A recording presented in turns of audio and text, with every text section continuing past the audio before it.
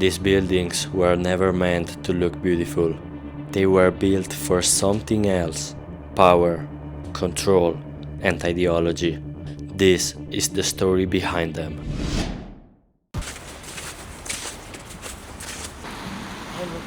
We are at the abandoned hotel, and this is the Cosmos Hotel. That in front has this statue of Grigory Kotovsky. This is Grigory Kotovsky, a Soviet commander. He has nothing to do with these buildings, but he represents the system that built them. Many people travel to Pakistan, Uzbekistan, Kyrgyzstan, but I'm pretty sure that no one has ever been to Kebabistan.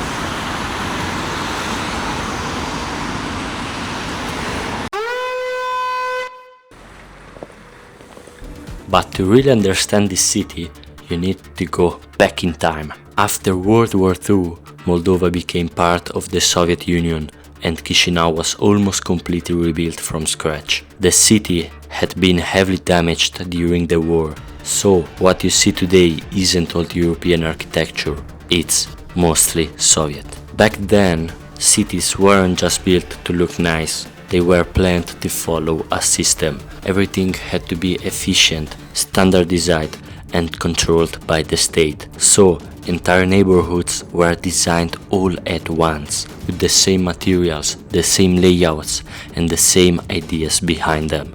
And that's why Chișinău looks the way it does today. Holy shit, this is a memorial, and it's a very important memorial. It's about the communist regime. Look at this.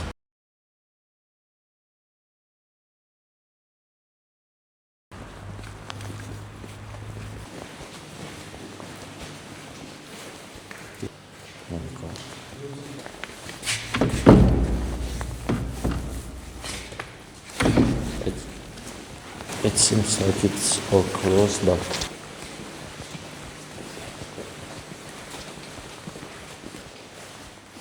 wow.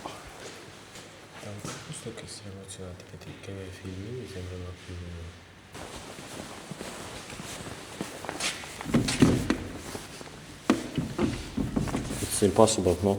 This no.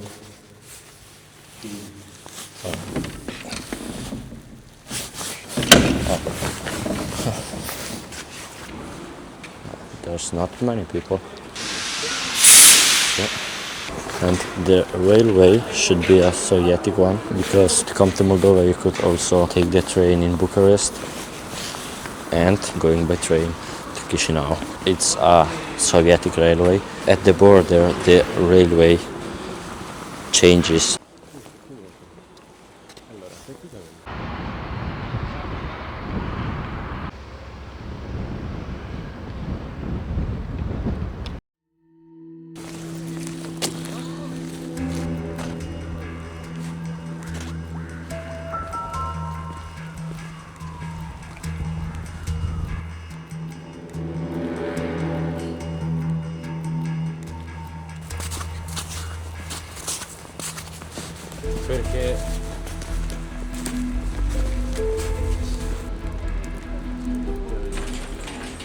A lot of these buildings follow a style known as Brutalism. The name actually comes from the French term béton brut, which means raw concrete, and that's exactly what you see: exposed concrete, massive shapes, and almost no decoration. This wasn't just an aesthetic choice. Concrete was cheap, fast to produce, and perfect for building large cities quickly. These buildings were meant to feel solid, permanent, and almost imposing.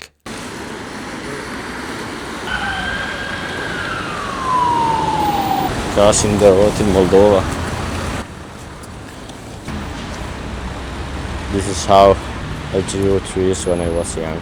Eiffel Tower, Paris, France. Eiffel Tower 2, Chișinău, Moldova. Good night. Do you remember our friend Christy from the first video? Well, as promised, I texted him and we met again. We planned to meet at Hotel Cosmos, but there was a little misunderstanding. He was waiting at Hotel Național. We rushed there, but at the same time, he had already come to take us at Cosmos Hotel. In the end, we managed to find each other.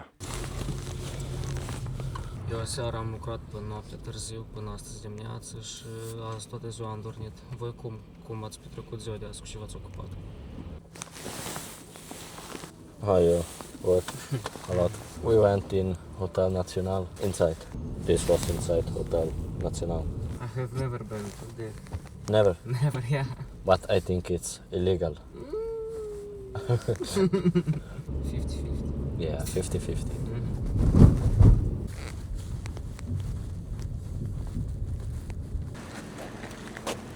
Look at this.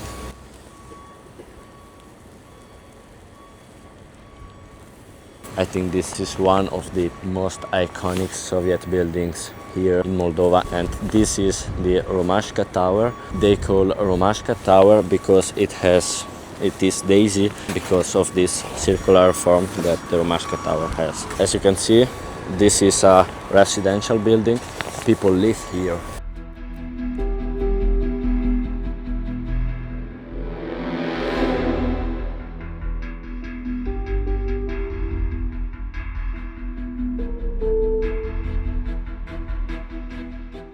But brutalism wasn't only about materials or construction, it also reflected an ideology. In the Soviet system, the focus wasn't on the individual, but on the collective, and the architecture followed that same idea. Buildings weren't meant to be unique or expressive, they were meant to be functional, repeatable and equal, in a way that city itself becomes a symbol of the system, everything structured, everything controlled. And when you look at these massive concrete blocks today, you're not just looking at buildings, you're looking at a physical reminder of how people lived, worked and were organized during that time.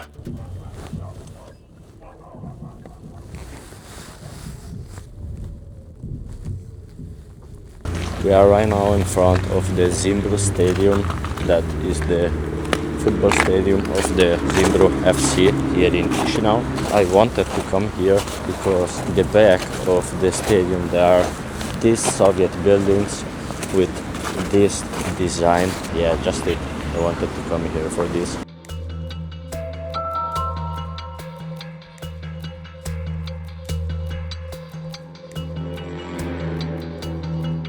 Now we go to other places here nearby and let's see what we can do. This is the gate of Chișinău. It's one building on the left and one on the right. I don't think that you can see much right now because it's dark, but it's like the entrance of Chișinău. And this is the building on the right side that is gigantic, and on the left side there's the second building and it's the same one. They are residential buildings. It's quite impressive.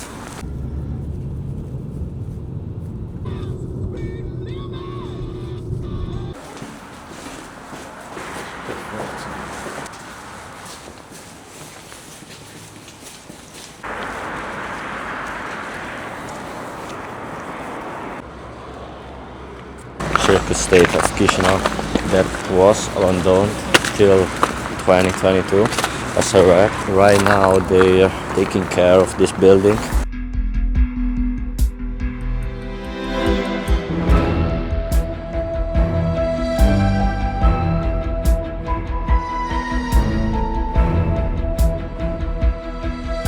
I hope you learned something and obviously enjoyed the video. Next week, the final episode from Chișinău. I'm gonna explore the most famous abandoned hotel from the Soviet era, the Hotel Național. Thank you for watching and see you next Monday.